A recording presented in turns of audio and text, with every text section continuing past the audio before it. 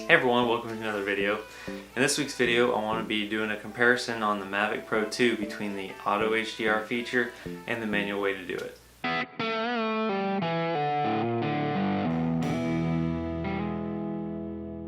So it's really nothing brand new, but with new drones and new software updates, there has been a new feature, the Auto HDR feature on the DJI drones. Now the old way to do an HDR with a drone was to use the auto exposure balance, and that takes 3 different pictures, overexposed, under, and normal exposure, and then you combine them in editing. What I wanted to do was show you the same exact picture and the difference between the auto HDR and see how well it does compared to the bracketed HDR version.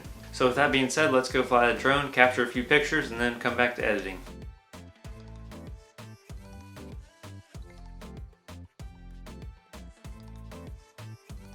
So the first thing you'll do is go into settings and go up to the little camera icon, hit photo, and select HDR shot. Then go back out to the main screen and capture your photo. It'll take a few seconds to capture the image. To capture manual HDR, go to the settings, hit the camera icon again, and go down to the AEB and hit 3 is what I normally do. Let it capture the 3 photos, and then it's finished and you bring it back to edit. Alright, so when you bring the photos into Lightroom, you will have 4 images. This one I've already put the HDR together, but I will show you how to throw it together. So this first image is the Auto HDR feature shot straight from the camera, and then with the auto exposure balance you're going to select all 3 photos, right click, photo merge, HDR, let it create the HDR. With my image I had moving boats and cars on the bridge in motion, so I put the deghosting amount too high so that it would unblur those a little bit. And so I also selected the auto tone option and obviously auto align just to make sure everything's lined up. So I'll cancel that because this is the image that I came out with for manually doing the HDR. So here you can see between the two there is just a little bit of difference. The manual way of doing it, the image came out a little warmer looking, the greens being a little more warm, rather than on the Auto HDR it has more blue look to it. But again, it's very similar. Also, just to note, the detail up here in the sky along the clouds on the Auto HDR seem to get a little more contrast over on these clouds and over in the further horizon area.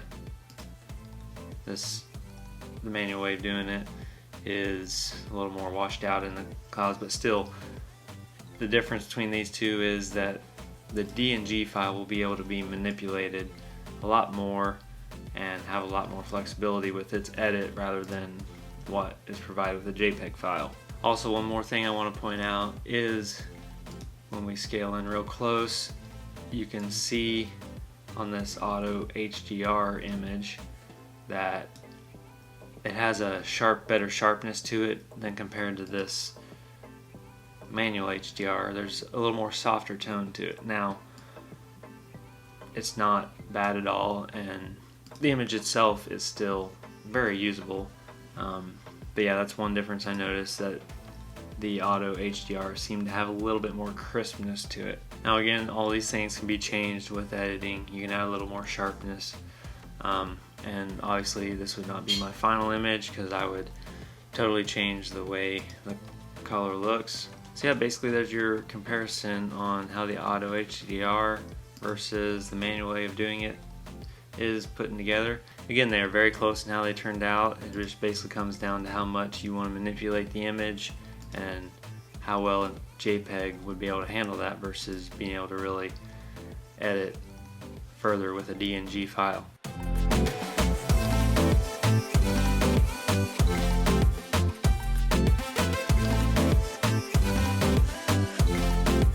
Alright, so that's basically it. As you can see, the auto HDR version versus the manual way of putting the HDR picture together, it's a really close comparison. There might be a little bit of sharpness difference and the warmth slightly different, but just straight out with no editing, they're pretty comparable to each other, and the auto HDR does a really good job. Depending on the photographer that you are and how extensively you edit your images, the only drawback with doing that auto HDR is it creates a JPEG versus the DNG file that can be a little more manipulated. It kind of acts like a RAW file and is able to have a lot more manipulations without ruining the image. So that part is basically on you, the creator, and how specific you do the things you do.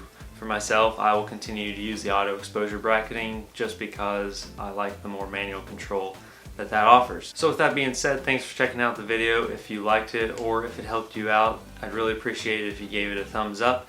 And if you want to keep up with the videos I put out every week, you know where the button is down there. And thanks for watching.